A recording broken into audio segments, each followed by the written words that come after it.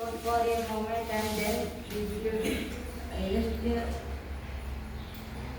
beneath the clouds should crossed I should lotus side, broad chested and long armed Nakula laying like a fallen ribbon ebony tree above tree arise.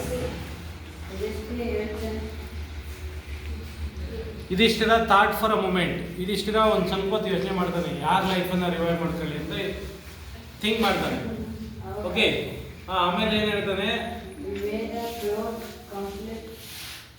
Cloud complexion ಅಂದ್ರೆ ಏನು ಇವನು ಕೇಳು ಶರತ್. Cloud complexion ಅಂದ್ರೆ ಏನು ಅಂತ ಕೇಳು.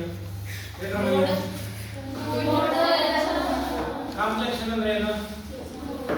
ಹೋದರ್ಷ ಪಾಠ ಕೇಳಿದ್ರೆ ಈಗ ಮಾಡ್ತಾರೆ ನೋಡ್ರಿ. ಕಾಂಪ್ಲೆಕ್ಷನ್ ಅಂದ್ರೆ ಸ್ಕಿನ್ ಕಲರ್, ಮೋಡದ ಬಣ್ಣದವನು ಅಂದ್ರೆ ನಕುಲ ನೋಡೋದಕ್ಕೆ ಒಂಥರ ಬೂದ್ ಬಣ್ಣದಲ್ಲಿ ಇರ್ತಾನೆ, ಮೋಡದ ಬಣ್ಣದವನು. ಲೋಟಸ್ ಐ ಅಂದ್ರೆ ಅಗಲವಾದ ಕಣ್ಣು, ಕಮಲದ ಕಣ್ಣಿನವನು. Next broad chested. ಏನ್ ಬ್ರಾಡ್ ಚೆಸ್ಟೆಡ್ ಅಂದ್ರೆ ಅಗಲವಾದ ಎದೆಯುಳ್ಳವನು ಅಂತ.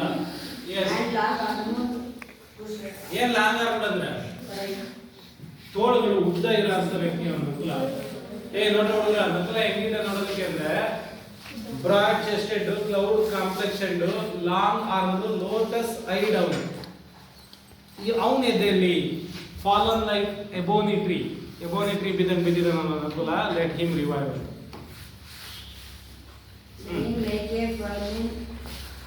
Ebony tree arise. Very good. Give him a good hand.